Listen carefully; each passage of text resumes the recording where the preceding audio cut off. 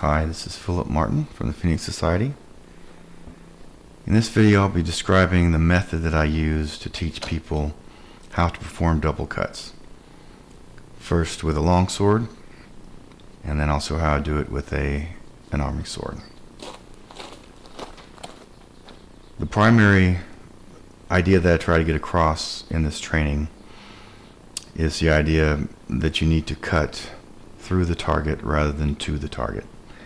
And that's an issue that I see when I teach people how to do rising cuts just by themselves.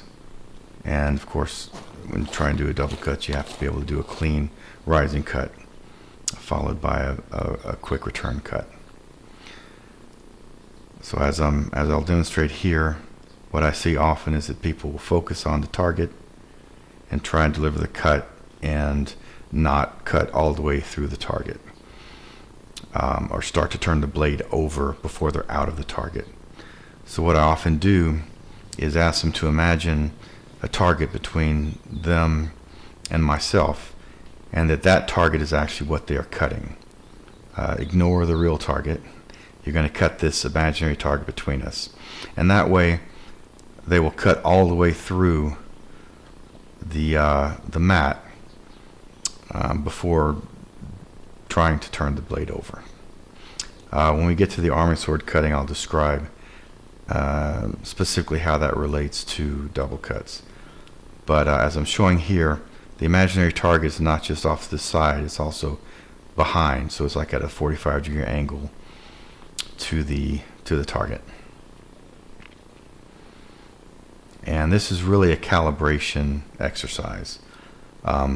I've done hundreds of double cuts and I don't do this anymore, but in the beginning this helps to cut completely through the target.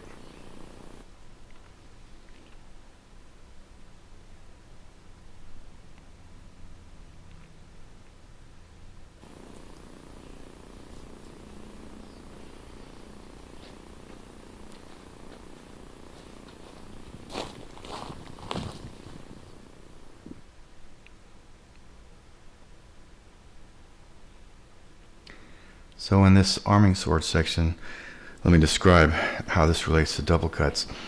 If you walk up to the target and you're thinking about that second cut, you're going to start turning the blade over while you're still in the target.